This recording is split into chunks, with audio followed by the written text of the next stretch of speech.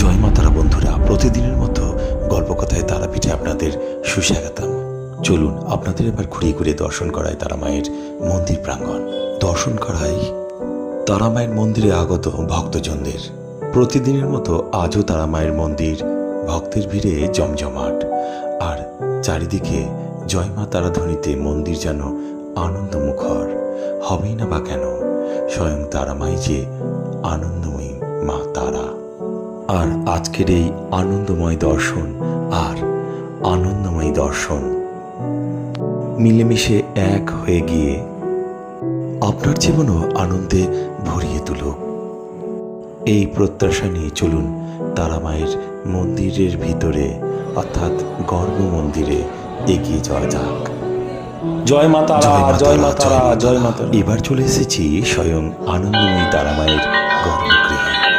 জয় মা তারা।